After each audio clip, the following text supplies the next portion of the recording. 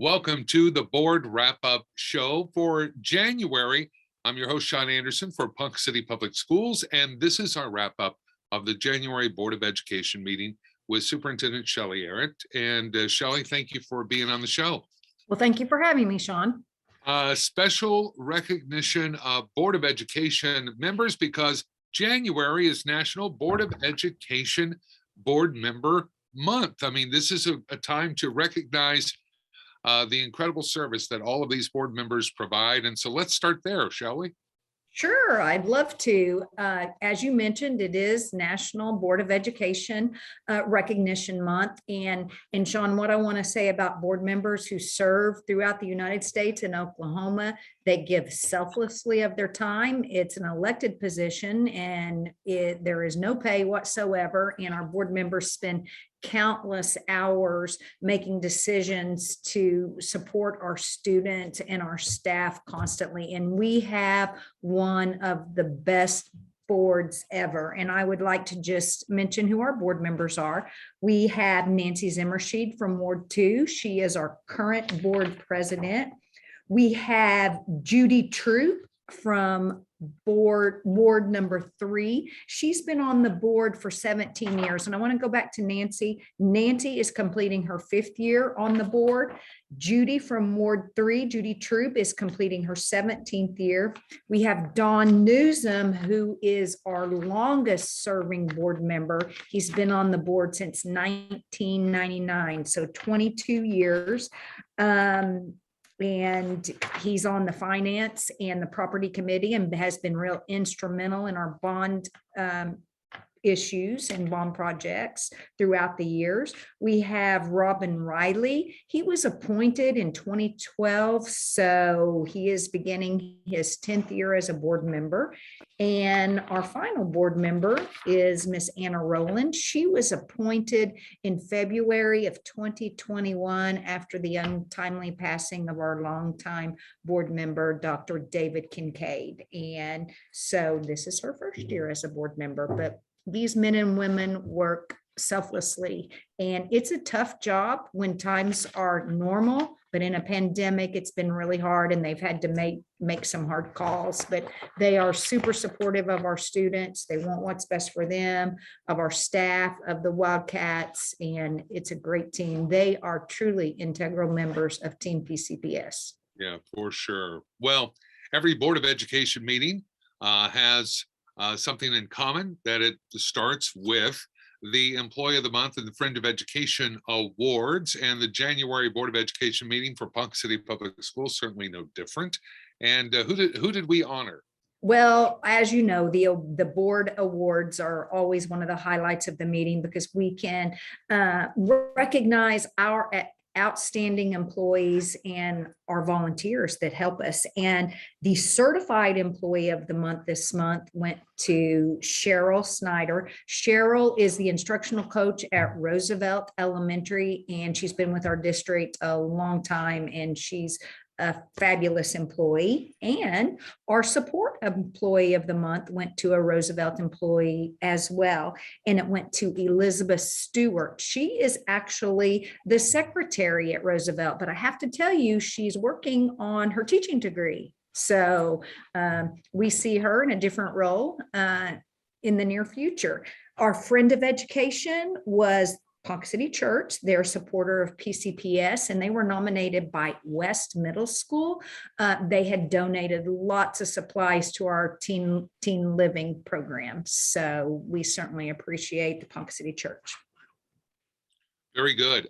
Well, there was summer training on the agenda, and considering to approve the summer training was the question. And how did that work out?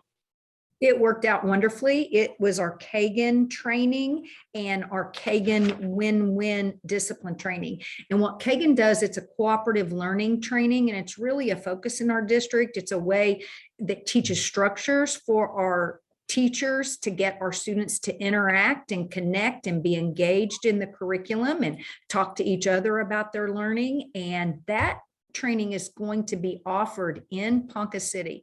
So we are having our teachers sign up for that training in the summer. And I believe as we speak, both trainings are already full.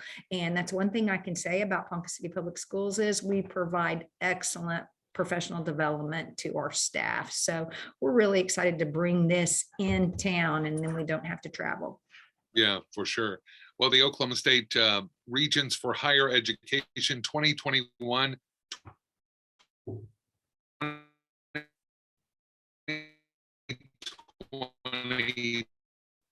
to connection. There is a program, and Ponca City Public Schools part of that agreement.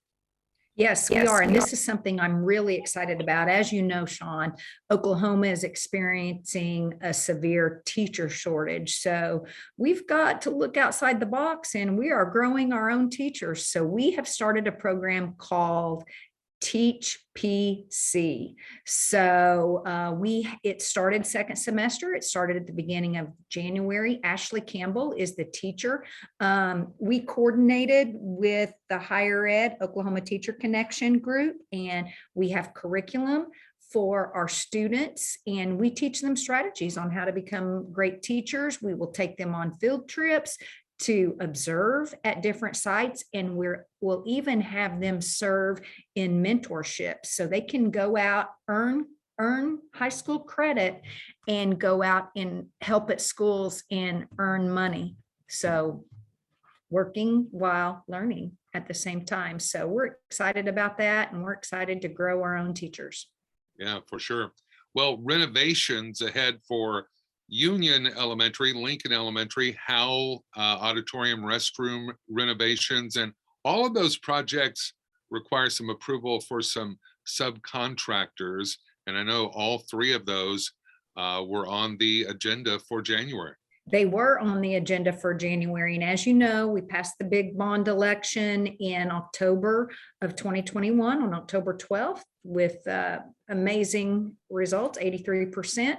And coupled with our CARES money and the bond election, we are going to be able to do some major renovations. So the second school is out this year. We will begin remodeling Union Elementary, Lincoln Elementary, and the restrooms at the high school, in the house side of the high school. And it's going to be a total remodel at Lincoln, a total remodel at Union. And as you know, we're doing the big STEM Academy at the high school. But I have to tell you, our restrooms at the high school were last updated in 1976. So it is definitely time for a refresh. And you know that Union and Lincoln are relatively new buildings as well. And they seem new, but it's been 25 years since they were built. And, you know, when you have so many kids using the facilities day in and day out, you just like your home, you need to do upgrades and renovate and improvements, and